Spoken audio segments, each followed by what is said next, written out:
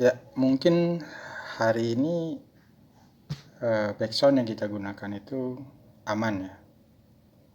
Backsound yang kita gunakan pada video kita aman.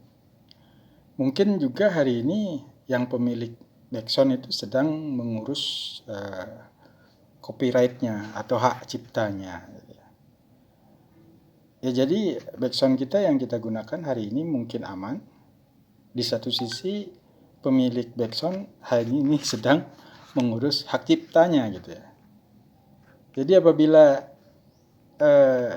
si pengurus hak cipta ini sukses ya untuk mengurus hak ciptanya sebagai pemilik backsound, ya otomatis backsound yang kita gunakan besok langsung diklaim ya, diklaim sebagai pemiliknya. Nah, ini sangat berbahaya kalau kita menggunakan backsound yang memang bukan milik kita gitu ya.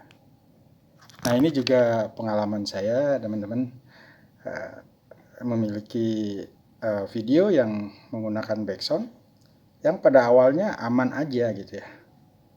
Hampir sampai setahun ya aman aja. Tetapi setelah itu ya ada klaim hak cipta.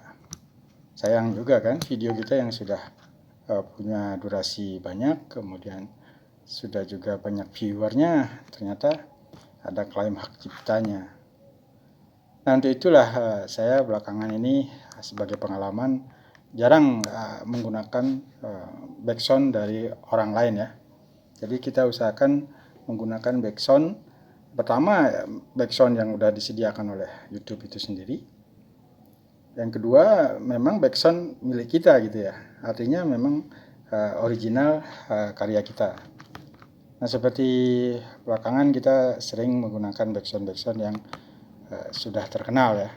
Nah, gitu juga kemungkinan juga hari ini pemilik backsound itu sedang mengklaim hak cipta. Itu aja ya teman-teman.